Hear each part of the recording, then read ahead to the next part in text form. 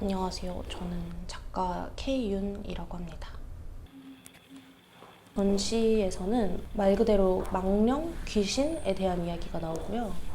귀신들에게 우리가 제사를 지내는 동안 거기에 투입되는 여성의 노동들, 그리고 또 그거를 바라보는 관람자의 입장, 참여자의 입장, 이런 것들에 대한 이야기가 나온다고 볼 수 있습니다.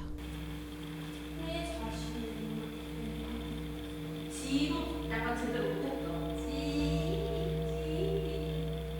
이번에 새로 가져오게 된 단어인 이 귀신이라는 것들은 하나의 사회학적 현상으로 저는 이해를 했거든요. 네. 우리가 과거에 두고 오지 못했던 것들, 과거에 있었던 것들을 과거에 어떻게 보면은 이제 죽은 자라는 건데 왜 우리가 죽은 자에 대한 이야기를 살아있는 사람들이 계속해서 하는가?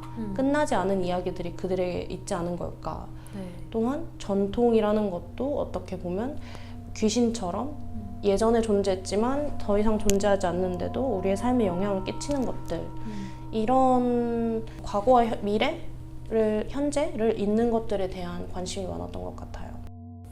어렸을 때는 제가 일상생활을 극복하기 위해 미술을 한다고 생각을 했어요.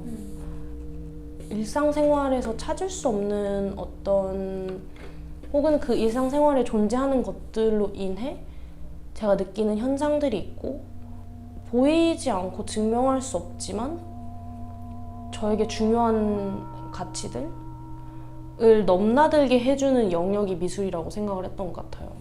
근데 그게 사실은 제사를 지낼 때마다 항상 했던 행위와 비슷했던 거죠. 존재하지 않지만 사후세계라는 곳에 있을 가족들을 위해서 살아있는 사람들이 음식을 하고 함께 모여서, 사실 어떻게 보면은 하나의 유럽의 느낌으로는 페스티벌 같은 거잖아요. 그 가족들이 모이고 마을 사람들이 모이고 음식을 나눠 먹는 게 뭐 귀신이 정말 먹었는지 안 먹었는지는 증명할 수 없지만 그 순간을 함께 경험한다는 게 중요한 거잖아요. 미술도 마찬가지로 만드는 생산자는 저긴 하지만 제가 이번 전시에도 정말 많은 사람들이 도와줬던 것처럼 제가 어떤 결정을 내릴 때마다 그걸 물어봤던 친구들, 가족들, 혹은 그거를 그냥 지나가면서 저에게 말을 해줬던 사람들, 제가 경험하고 있는 모든 일상생활 내 범위의 사람들이 준 경험들이 결국에는 미술 작업이 되는 거거든요. 그 자체가 약간 제사랑 저는 비슷하다고 느꼈던 것 같아요. 내가 생각하는 벽이라는 구조물, 혹은 그러니까 구조라는 것을 생각했을 때 저희 몸도 하나의 구조잖아요. 네. 우리가 말하는 말도 구조를 가지고 있고, 우리가 살고 있는 사회체 내에서도 가족이든 학교든 어떤 구조 내에서 우리가 생활을 하는데 건축적으로 구조를 생각하면 항상 벽이 있고 막혀 있고 그것이 우리에게 보호를 제공해 준단 말이에요. 네. 근데 저는 이제 약간 폐쇄공포증이 있기 때문에 벽을 보면 무서워요. 네. 보호를 제공해줘야 할 존재가 나에게는 공포를 제공할 수 있다라는 사실이 다른 구조적인 것들을 생각할 때도 확장적으로 많이 느꼈던 것 같아요. 연계해서. 네, 연계해서. 그래서 이 집에서 제가 이 스튜디오에서 답답함을 느끼고 문을 열고 나가면 저는 다시 또 다른 집으로, 다른 그 실내로 들어간단 말이에요. 그 모든 행위가 저는 어떻게 보면은 이전의 공포를 벗어나기 위한 행위, 혹은 이전의 답답함, 갑갑함을 극복하기 위한 행위로 생각을 했거든요. 네. 거기엔 어떻게 보면 좀 치유적인 상징은 없었던 거죠. 그러니까 이거를 제가 받아들이기 위해서는 나는 벽을 볼 때 출구를 찾아야 하는가. 영원히 나는 벽을 항상 볼 테고 어딘가에서 지내려면 실내에 계속 들어가야 할 텐데 네. 벽이 끝없이 팽창하는 것만 같았어요. 그렇다면 출구를 찾아야 하는 걸까? 아니면은 이 벽을 마주 볼 줄 알아야 하는 걸까? 라는 질문을 던졌었고요. 그때 그 당시에 이 벽이라는 구조물을 내가 너무 안과 밖, 이분법적으로만 생각을 하고 있구나 라고 해서 23년도에 베를린에서 했던 전시에서는 에코라는 개념이 나오게 되었죠. 메아리는 사실 되게 다중적인 소리지만 한편으로는 그 안에서 소멸하면서 죽잖아요. 네. 사라지고 또 뭔가 순환하는 것. 그렇기 때문에 단순히 안과 밖으로만 나누지 않아도 세상에는 순환하고 팽창하고 또 소멸할 수 있는 것이 존재한다라는 사실만으로도 저한테는 되게 안정감을 줬던 것 같아요. 그래서 되게 자연스럽게 사운드에 대한 작업으로 넘어가게 되었고, 이 사운드가 어떻게 우리 몸에서 경험을 하고 관람자에게도 작은 울림을 남기는지를 이해하기 위해서 제의적이라든지 연극적인 것들을 많이 발견하고 차용하려고 노력했던 것 같아요.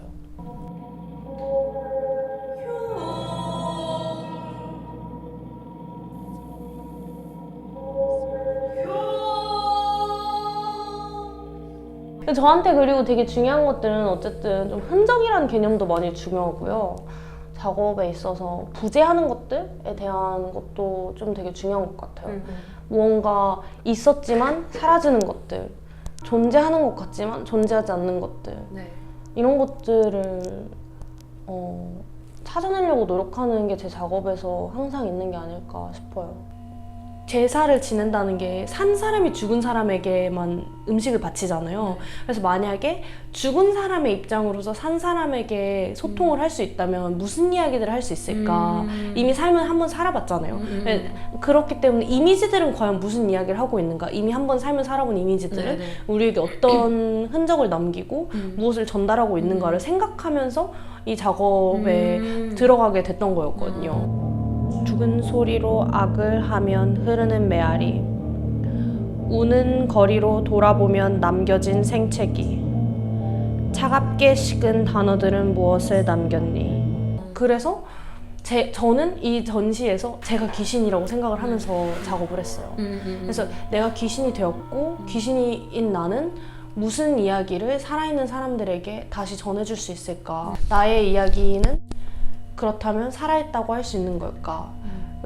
그거를 되게 중점적으로 놓고 이야기를 하다 보니까 어떤 작업들은 물질적으로 표현할 수 있고 어떤 것들은 퍼포먼스로 표현을 해야 하는가가 되게 명확하게 그려졌던 것 같아요.